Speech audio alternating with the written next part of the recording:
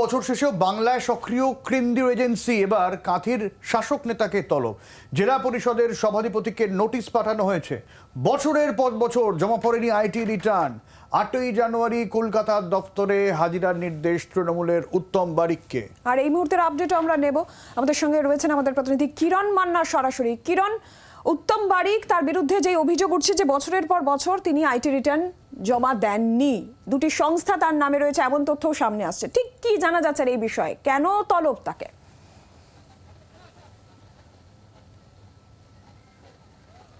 দেখো, উত্তম বারিককে একটি নোটিশ প্রেরণ করেছে আয়কর দপ্তর।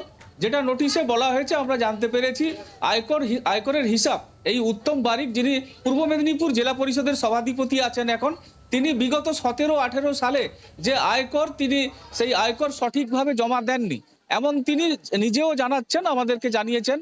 এবং আয়কর দপ্তর থেকে ও সূত্র মারফত জানা যাচ্ছে যে তিনি এইসব হিসেবের গরমিল রয়েছে, তাকে বা তার প্রতিনিধিকে 8 তারিখ দুপুর 12টার সময় আয়কর ভবনে যেতে বলা হয়েছে। তিনি উত্তম বারিক যেটা জানালেন, তিনি 2017-18 সালের যে আয়করের হিসেব, সেই হিসেবের যথোপযুক্ত আয়কর জমা পড়েনি, সে এমনটাই নোটিশ করা হয়েছে তাকে। যদি জমা না পড়ে থাকে তাহলে আইনানুগভাবে যা ব্যবস্থা নেবে তিনি তা গ্রহণ করবেন। এবং তিনি এই মর্মেও বলেছেন, এতে কোনো রাজনীতির বিষয় নেই। তার যে কয়েকটি কোম্পানি ছিল সেখানে উল্লেখ করা হয়েছে যে লরাস এগ্রো ইন্ডিয়া লিমিটেড 2012 সালে এই কোম্পানিটি তৈরি হয়েছিল, সেটি এখন বন্ধ করে দেওয়া হয়েছে। তার হিসেব নিকেশের গরমিল রয়েছে বলে আমরা এমনটাও জানতে পেরেছি। উত্তম বারিককে আমরা এই মর্মে জিজ্ঞাসা করেছিলাম, তিনি জানিয়েছেন এই কোম্পানির বিষয়ে যথাউচিত তার সমস্ত কিছু রিটার্ন সাবমিট করা আছে, এটা নিয়ে কোনো গরমিল থাকার কথা নয়। তবে 2017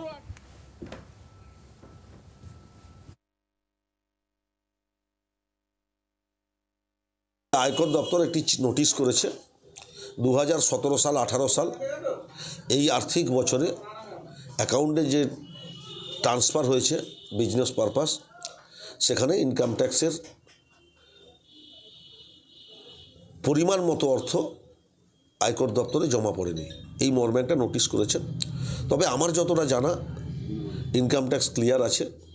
তবুও যদি কোথাও কোনো গরমিল দেখা যায়, আমার ইনকাম ট্যাক্সের ফাইল যিনি করেন উনি সমস্ত নথিপত্র নিয়ে আয়কর দপ্তরে জমা দেবেন। যদি দেখা যায় পরিমাণ মতো অর্থ জমা পড়েনি, তাহলে নিশ্চিতভাবে আইনের বিধান অনুযায়ী আয়কর দপ্তর থেকে যে নোটিশ আসবে, আমি সেই মর্মে সেই অর্থ আয়কর দপ্তরে জমা দেব। বাংলার আওয়াজ, বাঙালির আবেগ, জি 24 ঘন্টা।